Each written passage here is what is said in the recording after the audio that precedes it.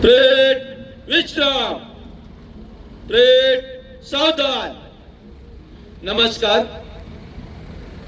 आज 26 जानेवारी 2026 भारताचा प्रजासत्ताक दिन।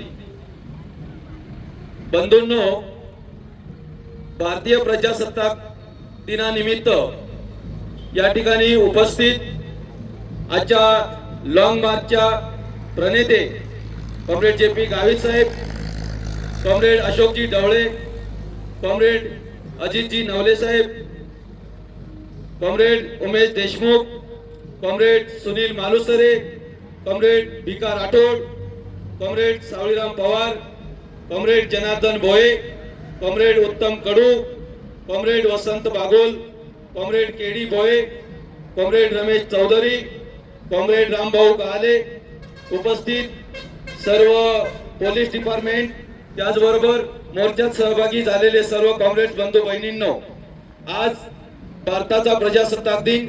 या प्रजासत्ताक दिनानिमित्त मी सर्वांचे मनापासून स्वागत करतो व आपणास प्रजासत्ताक दिनाच्या हार्दिक शुभेच्छा देतो। जे देशासाठी लढले ते अमर हुतात्मे झाले, सोडले सर्व घरदार, त्यागीला सुखी संसार।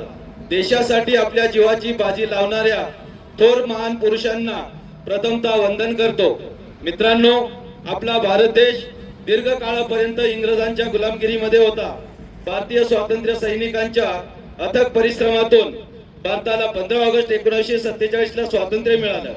स्वतंत्र भारताची एक राज्यघटना असावी या उद्देशाने डॉक्टर बाबासाहेब आंबेडकरांनी संविधान लिहिले। या संविधानाची अंमलबजावणी 26 जानेवारी 1950 पासून करण्यात आली। आपले सर्व प्रजासत्ताक, आपले राष्ट्र प्रजासत्ताक राष्ट्र बनले। भारतात खऱ्या अर्थाने लोकशाही नांदू लागली। भारत एक सार्वभौम, समाजवादी आणि धर्मनिरपेक्ष राष्ट्र बनले। भारत हे संविधान, आपल्या भारताचे संविधान हे जगातील सर्वात मोठे लिखित संविधान आहे। 395 कलमांचं हे भारतातील नव्हे तर जगातील सर्वात मोठं संविधान म्हणून ख्याती आहे। यामुळे भारतीय संविधान हे आपल्या सर्वांचं प्रेरणास्थान आहे। मित्रांनो, भारतीय संविधान मोठ्या उत्साहात साजरा करण्यापाठीमागचा उद्देश, आपल्याला जे स्वातंत्र्य मिळालं, आपल्याला जी प्रजेच्या हाती सत्ता मिळाली, त्या सत्तेतून सर्व नागरिकांना त्यांचे हक्क, त्यांचे अधिकार आणि त्यांचं स्वातंत्र्य प्राप्त होतंय। त्या दृष्टिकोनातून आपण या ठिकाणी आज आपण त्यांना आपल्या झेंड्याला सलामी देतोय। नमन त्या वीरांना ज्यांनी देशासाठी सांडले रक्त, त्यांच्याच बलिदानामुळे आज आम्ही आहोत तिरंग्याचे भक्त। हक्क दिले, कर्तव्य दिले, दिली जगण्याची नवी दिशा, संविधानाने सजली माझ्या भारत माताची नवी आशा। आजच्या या कार्यक्रमाप्रसंगी मी आपल्या मार्क्सवादी कम्युनिस्ट पक्षाचे ज्येष्ठ नेते कॉम्रेड अशोकजी ढवळे साहेब यांना विनंती करतो की आपण आपल्या तिरंग्याला पुष्प अर्पण करून सलामी द्यावी।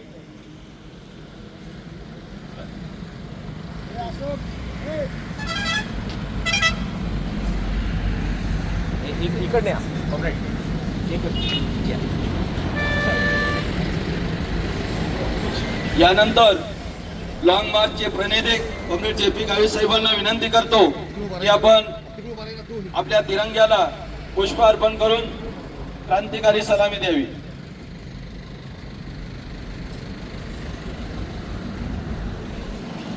कॉमेंट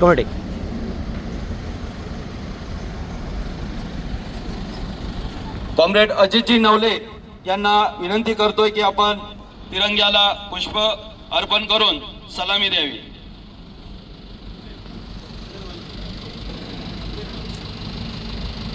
कॉम्रेड उमेशजी देशमुख यांना विनंती करतो की आपण तिरंग्याला पुष्प अर्पण करून सलामी द्यावी।